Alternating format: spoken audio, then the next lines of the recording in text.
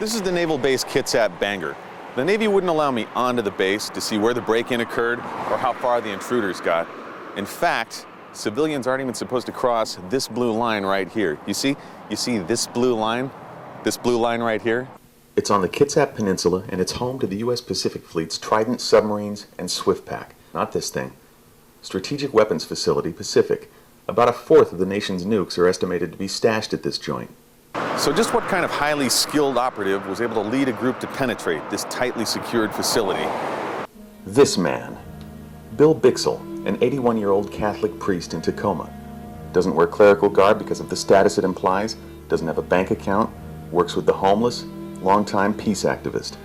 I confronted this dangerous, amoral anarchist as he showed me his state-of-the-art plan for infiltrating the nuclear base, and a photo of his elderly accomplices in the break-in. So it wasn't so much an A-team as an AARP team.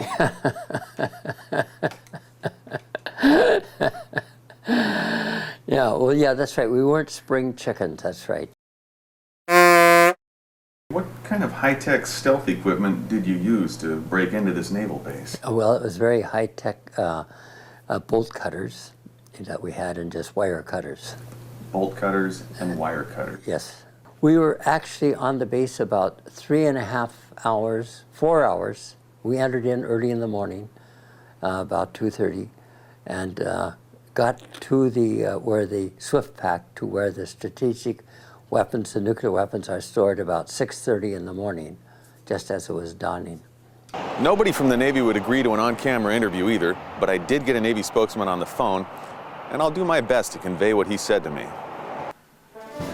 They were not in any way close to anything associated with national security. What we did, we hammered on the gate itself, or on the fence that we had cut through, and poured our blood there, How much blood are we talking about here? You're talking a baby bottle full, I guess 12 ounce of blood, I guess. Each of us, 5 of us had. What happened when you were caught? Were you waterboarded? We were not waterboarded. Were you forced to listen to Eminem? No, we were. Were you deprived of melatonin for long periods of time? Right. We were put on the ground. We were on the ground for about 3.5 hours on the cold ground, and then we had hoods that were placed over our head once we were inside where the strategic weapons were, and so we were there both. Mainly flat on the ground and handcuffed with handcuffs again behind us, and then kneeling there for a bit, as well. That is not a true statement. They were cuffed and they had bags put on because they had gone into a high security area. Part of the delay of their being taken out was actually because they weren't providing accurate information when they were being asked who they were and their identity and those type of things. So let's sum up.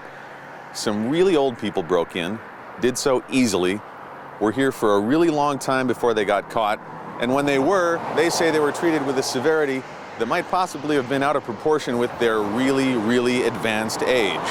The fact that they were cuffed and had to lay on the ground with bags on their heads, a different treatment than what might have been appropriate based on their advanced age, but these are also people that cut through a fence, walked 2 miles, cut through another fence. Put yourself as a young Marine at 20 years old that has made this very wise judgment to apprehend these people in a very cautious and reverent way. And now we're going to second guess that they, or the people that responded after that, didn't step back even further because of these people's advanced age. It sounds a little fantastic to me based on the circumstances. What exactly was your aim in breaking into the base? What did you intend to accomplish? Well, there we wanted to draw attention to the nuclear weapons that are there. It's so much on the back burner that people don't even reflect on it. It's become part of our, if you want, part of our landscape, part of our seascape, and people don't know that these are weapons that are intended to kill, destroy. So you wanted to bring attention to it, yeah, and I've just played right into your hands. You did. Check and mate. But you're a Catholic priest. Shouldn't you be out protesting gay marriage instead? Unless we deal with these things that are universally detrimental to our whole global population, we won't be talking about gay, straight, or anything. You know something I want to protest? What's that? People who say nuclear. Oh. Say nuclear. Nuclear.